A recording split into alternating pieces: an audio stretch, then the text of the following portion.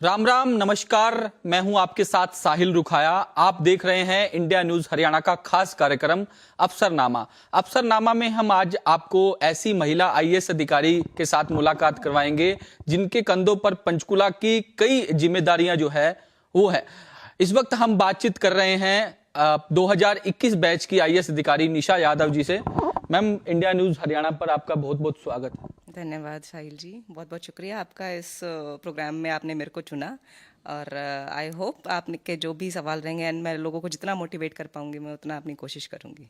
Ma'am, सबसे पहला सवाल मेरा यही है कि किस तरीके से मन में ख्याल आया कि यूपीएससी क्लियर करके देश और प्रदेश की सेवा करनी है? किस तरीके से, किसने मोटिवेट किया?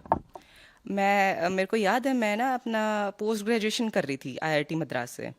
तो उस टाइम था कि आगे रिसर्च में जाना है।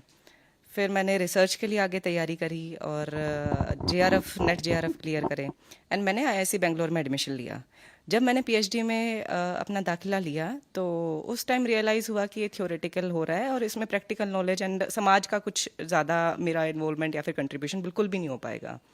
फिर मैंने उस टाइम पे ये एक मेजर मेरे लिए टर्न अराउंड था कि मैं उस वहाँ से छोड़ के मैं दिल्ली आई। दिल्ली आके मैंने यूपीएससी की तैयारी करी और आगे इस अपने ड्रीम को कंटिन्यू करा। तो किस तरीके का, मतलब किस तरीके का स्ट्रगल जो है इन दिनों देखने को मिला? फैमिली का सपोर्ट किस तरीके से था? फैमिली का सपोर्ट पूरा रहा मेरा। इनफैक्ट फैमिली का सपोर्ट ही था जिसकी वजह से मैंने आगे तैयारी कंटिन्यू कर पाई। जैसे मैंने पीएचडी छोड़ी और अपने ड्रीम को परस्यू करना चाहा तो मेरी फैमिली ने पूरा मेरा सपोर्ट करा। स्ट्रगल इसमें काफ़ी था बिकॉज मेरा जो सब्जेक्ट था वो केमिस्ट्री था एंड यूपीएससी तो सारे सब्जेक्ट को कंसिडर करता है। तो सारे सब्जेक्ट को पढ़ना और उनको समझना।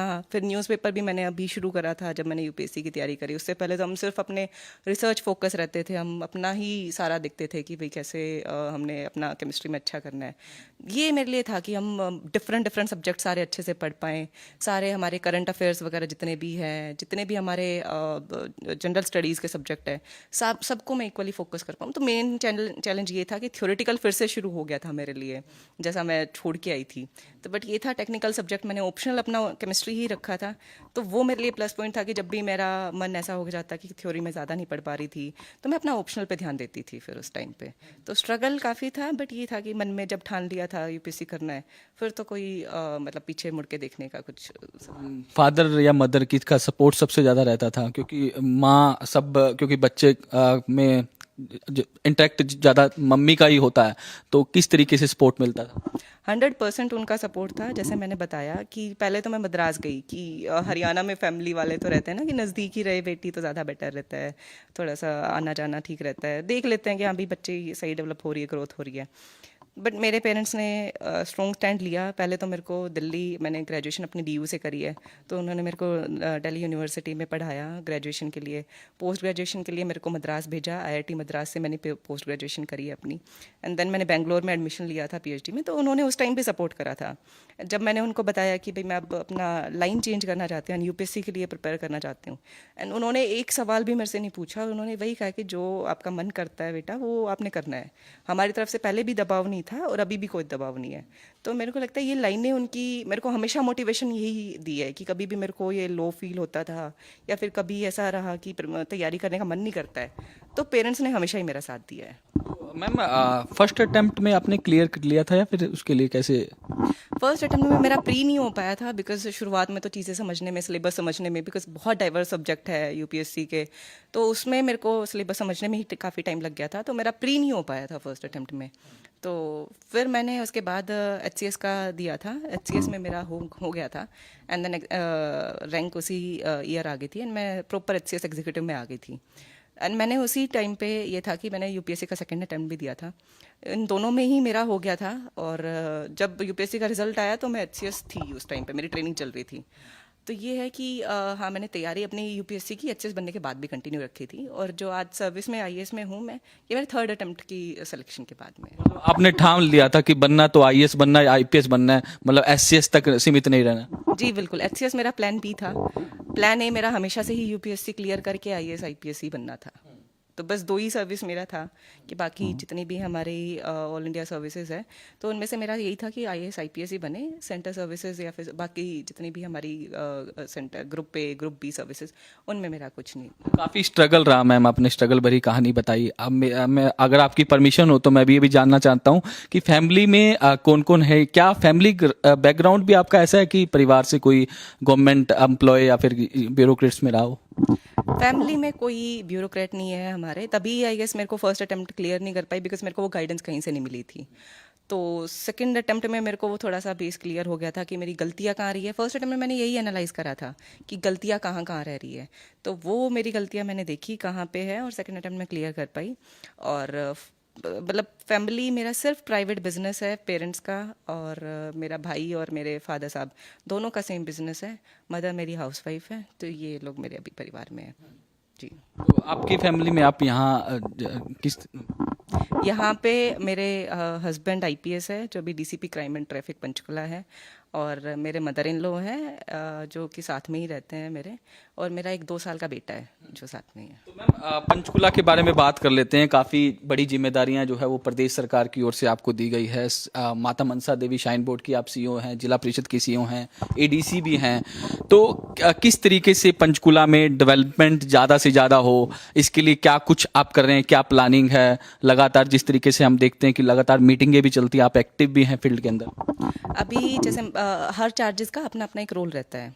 अभी जैसे मनसा देवी का अगर हम देखें तो हमारे नवरात्रे शुरू होंगे 19 मार्च से, तो उनकी तैयारियां श्रद्धालुओं को कैसे हमने बेहतर सुविधाएं देनी है, उनको कैसे आने जाने के लिए वो कन्वीनियंट रहे, उनको कोई ट्रैफिक की प्रॉब्लम ना रहे, उनको आने जाने में दिक्कत ना रहे, बसेस की सुविधा उनके पास में रहे, ई-रिक्शा उनके पास में अवेलेबल रहेगी ताकि उनको ज़्यादा ना चलना पड़े। और दर्शन में भी ये देखते हैं हम कि दर्शन भी उनको जल्दी हो पाए, इसके लिए हम जो हमारे NGOs हैं वो हमारी काफ़ी मदद करते हैं, तो उनका ये रोल रहता है। फिर उसके बाद ADC का रोल जैसे रहता है कि भाई अपने परिवार पहचान पत्र में किसी को कोई दिक्कत है, किसी ने की इनकम ज़्यादा दिखा दी है, किसी का राशन कार्ड कट गया है, किसी के कास्ट सर्टिफिकेट में दिक्कत है, तो ये ADC का मेजर रोल रहता है। तीसरा चार्ज CO जिला परिषद का है, जिसमें हमारा जितना भी रूरल एरिया है, जैसे 135 हमारे ग्राम पंचायतें हैं पंचकुला में, तो उनका जितना भी डेवलपमेंट प्लान है, उनके जितने भी प्रोग्रेस है, हमारे ग्राम पंचायत की जो भी उनकी डिमांड्स रहती है, वो सारा रूरल एरिया हम CO जिला परिषद में देखते हैं। तो एक बिल्कुल ही डाइवर्स, तीनों चार्जेस बिल्कुल ही डाइवर्स हैं, और एक अच्छी लर्निंग अपॉर्चुनिटी है मेरे लिए पंचकुला में कि मैं इन चार्जेस से सीखूं और आगे अपने आप को मतलब डेवलप कर पाऊँ। जिस तरीके से आपने बताया कि नवरात्र आने वाले हैं, आप CEO जो है माता मनसा देवी श्राइन बोर्ड की हैं, तो इस बार कोई डिफरेंट तैयारियां, कोई अलग से व्यवस्था इस बार की गई है, पहले से बेहतर सुविधा जो है वो श्रद्धालुओं को मिले, दिक्कत ना हो? हमने इस बार उनके उसके लिए रखा है कि मैट्स, जैसे रहता है कि श्रद्धालु नंगे पैर जाते हैं, तो मैट्स तो जहाँ तक हमारी लाइनें रहती है, बिकॉज यहाँ पे लंबी लंबी लाइनें रहती हैं और जनरली 1 लाख के आसपास लोग दिन में आ जाते हैं दर्शन करने के लिए, तो ये रहता है कि मैट्स वगैरह प्रॉपर उनके बिछे हुए हैं, टेंट्स वगैरह रहे वाटर प्रूफिंग वाले कि बारिश में दिक्कत ना आए, स्क्रीन्स लगे रहते लाइव दर्शन के लिए कि वहाँ पे जब भी आरती चल रही होती है या फिर माता रानी के रेगुलर दर्शन होते रहे उनके, तो हम उसके लिए स्क्रीन्स लगाते हैं। हम लाइटिंग के फैसिलिटी ऐसे रखते हैं कि भाई उनके लिए एक फेस्टिवल, बिकॉज नवरात्र हमेशा एक फेस्टिवल के लिए रहते हैं हिंदू ट्रेडिशन में, तो नवरात्र बस उसके लिए हमने तैयारियां बड़ी अच्छे से अपनी प्लान करी है, और उनके लिए जो भी प्रोसेस शुरू होना होता है हमने शुरू कर दिया है अपना।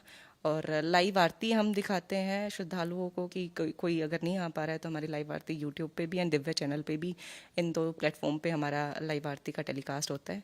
तो ये कुछ चीज़ें हमने इस बार करी है। कालका जो काली माता का मंदिर है वहाँ भी डेवलपमेंट का कार्य चल रहा है, तो किस तरीके से आने वाले दिनों में जो मंदिर का जो दरबार है या पार्किंग है, किस तरीके की व्यवस्था वहाँ के लोगों को भी मिलेगी? क्योंकि वो हिमाचल का बॉर्डर भी है आसपास, हिमाचल से भी लोग आते हैं, पंजाब से भी आते हैं, हरियाणा से भी आते हैं। मंदिर का एक स्ट्रक्चर हमने प्लान करा था कि हम लोटस शेप टेम्पल बनाएंगे काली माता मंदिर को, तो उसके लिए जो भी डिमोलिशन वाला काम था वो हमारा हो चुका है। अभी जो कंस्ट्रक्शन वाला काम है कि लोटस शेप की एक आकृति उनको मंदिर को हमें देनी है, तो वो शुरू हो चुका है और हमारा इन प्रोग्रेस है। मोस्ट प्रोबेबली हमारे शायद अगले नवरात्र से पहले हम कोशिश करेंगे कि वो पूरा हो जाए और श्रद्धालु उस चीज़ का मतलब उस चीज़ से अफेक्टेड भी ना रहे कि हम कंस्ट्रक्शन कर रहे हैं। दूसरा पार्किंग की वहाँ पे दिक्कत है, तो उसके लिए सरकार अभी कर रही है कि आसपास की ज़मीन हम देख रहे हैं कि हम पार्किंग डेवलप कर पाए। तो मेजरली यही है कि हाँ, हम श्रद्धालुओं के लिए लगे हुए हैं कि कुछ ना कुछ हम उनके बेहतर के लिए करेंगे। मैम आप सीईओ जिला परिषद भी हैं, ग्रामीण अंचल में विकास ज़्यादा से ज़्यादा हो, क्योंकि अब जिस तरीके से प्रदेश सरकार का ये मोटिव है कि जो जैसी शहर में फैसिलिटीज़ हैं वैसी ग्रामीण अंचल में पहुंचे, इसको लेकर भी कोई वर्क या आपने कोई इनिशिएटिव लिया हो कि अलग से गांव के लोगों को भी ऐसी सुविधा दी जाए जैसे शहर के लोगों को दी जा रही है? जी बिल्कुल, हमारा मेन तो यही है। एंड पंचकुला के गांव अगर हम देखें, बिकॉज मैंने मोस्टली सारे गांव विजिट कर लिए हैं, तो कोई शहर से कम मेरे को लगे भी नहीं है। उनमें ऑलरेडी वो इतने डेवलप है, वहाँ के सरपंचेस इतने एक्टिव हैं, एंड सारे लोगों का सहयोग रहता है, तो ऑलरेडी वो इतने अच्छे से डेवलप हो रखे हैं। और एक रोल मॉडल भी है हमारी जो बुंगा सरपंच है, वो भी काफ़ी एक्टिव है। और ये दो पंचायतें हमारे प्यारे वाला एंड बुंगा इस कोच अवार्ड के लिए नॉमिनेट भी हुई है। तो ये बड़ी अच्छी चीज़ रहती है। यहाँ के सरपंचेस, अब जैसे कंडियाला वाले सरपंच है, वो भी सैनिटेशन के लिए पूरा अपना एफर्ट्स करते हैं। तो सरपंचेस खुद एक्टिव है और खुद अपनी तरफ से इनिशिएटिव लेते हैं। एंड मेरे को नहीं लगता किसी गांव में हमारी कोई फैसिलिटीज़ कम है, किसी भी गांव में कोई ऐसी कमी मेरे को लगी नहीं है। जी नहीं। क्रेडिट भी आपके पास है मैम, फैमिली आईडी को लेकर इश्यूज रहते हैं, कई बार ग्रीवेंस रहती है कि आय इनकम ज़्यादा हो गई जो है, जिस कारण जो बेनिफिट होते हैं उनको लाभ नहीं मिल पाता, ऐसे भी लोग आते हैं, कई बार उनको मिसगाइड भी कर दिया जाता है। तो आप हमारे चैनल के माध्यम से जो सुन रहे हैं आपको लोग, किस तरीके से आप इसमें जो है क्या कहना चाहेंगे, जो लोग कई बार भ्रम में आ जाते हैं कि उन्हें लाभ नहीं दिया जा रहा? देखिए, ये है कि समस्याएं आ जाती है कई बार कि जैसे कोई इंसान काम कर रहा है, प्राइवेट नौकरी है उसकी, अब हमें पता नहीं रहता उसको कब उसने नौकरी छोड़ी या फिर कब उसने दूसरा प्रोफेशन चूज़ करा है। तो उस टाइम पे हमें भी पता नहीं है कि उसकी इनकम कितनी है। बट अगर वो ऑफिस में आके या फिर किसी भी हमारे जो लोकल स्टाफ है, जेड क्रिम्स है, उनको उनको अगर जाके बताते हैं कि हमारा प्रोफेशन चेंज हो गया है, हमारी इनकम चेंज करनी बनती है, उस टाइम पे वो हम रिक्वेस्ट को कंसिडर करते हैं, उसका मौका निरीक्षण करवाते हैं, और जो भी उनका रहता है मतलब इनकम जो उनकी जेन्युइन है वो हम उनका कर देते हैं। एंड जो भी उनको बेनिफिट्स मिलने हैं, लाडो लक्ष्मी योजना का हो गया या फिर राशन कार्ड का हो गया, वो हम उनको फिर ऑटोमेटिक पुश कर देते हैं अपनी तरफ से वेरीफाई करने के बाद में। हॉबीज क्या है निशा यादव जी की? मेरी हॉबीज़ पहले बैडमिंटन खेलना और फिट रहना था, अभी पर बच्चे की वजह से पूरा टाइम मेरा कंप्लीट जो मदरहुड वाली है। बट मैं कोशिश करती हूँ मेरी आधे घंटे की वॉक मैं कर पाऊँ। जी।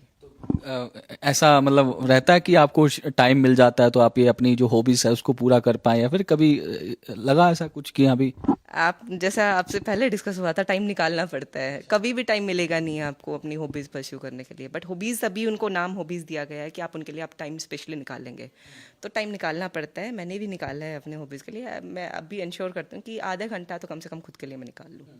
जी, उसमें मेडिटेशन भी हो जाता है, उसमें आप वॉक भी कर सकते हैं। तो अलग अलग दिन जो भी आप जगह। ऐसी जानकारी भी मिली है कि आप सोशल मीडिया से दूर रहते हैं। जब आप यूपीएससी का एग्जाम क्लियर कर रहे थे तब भी आप सोशल मीडिया से काफ़ी दूर थे, क्योंकि आज के युग में बात की जाए तो सोशल मीडिया के प्लस पॉइंट भी है, नेगेटिव पॉइंट भी है। ऐसा क्या कारण है निशा जी कि आप सोशल मीडिया से मतलब काफ़ी दूर रहते?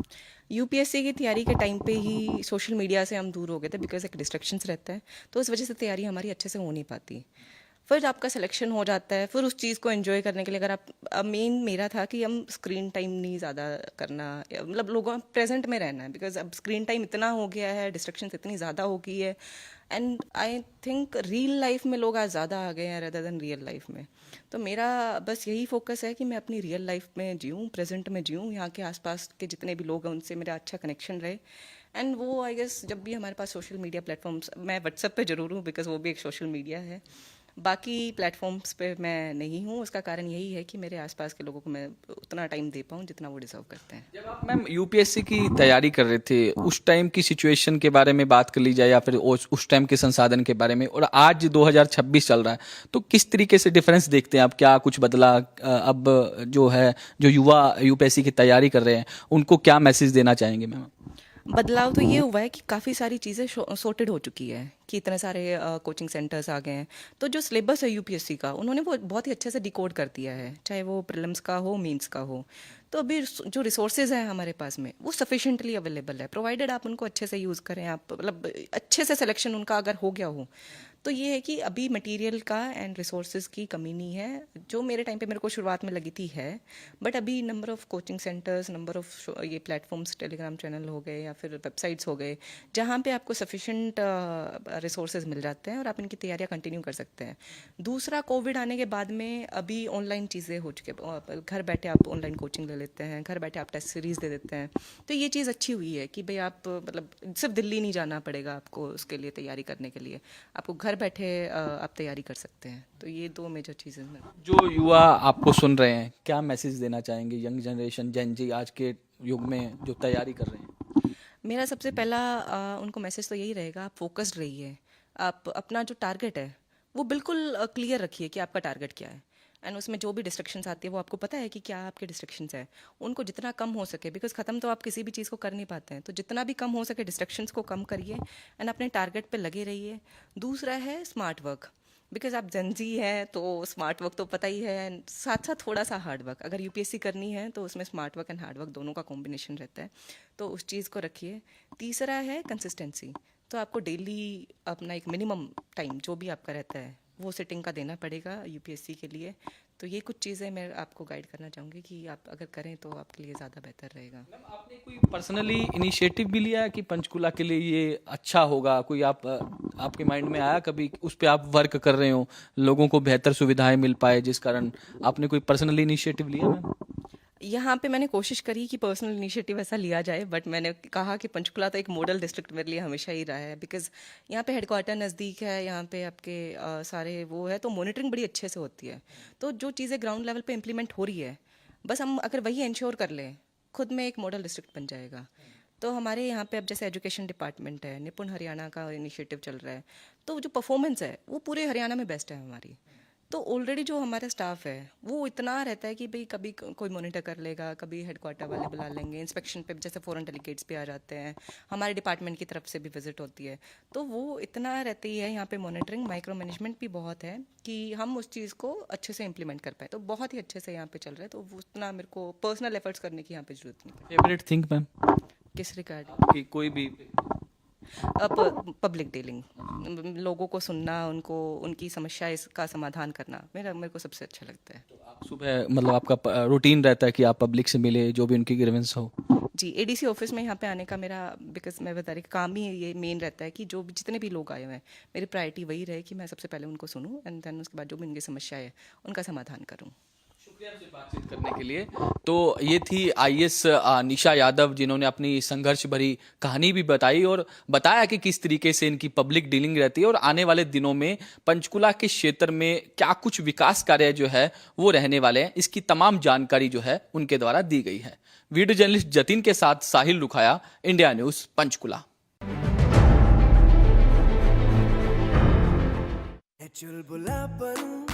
जिसकी हर बात में भूल जाए, मेरी जैसी मेरी अपनी पताका। पताका चाय, गजब का स्वाद। अब आया असली स्वाद। अब आया स्वाद। जब स्वाद के पड़े हो लाले तो MDH का चंकी चाट मसाला डालें। MDH का चंकी चाट मसाला।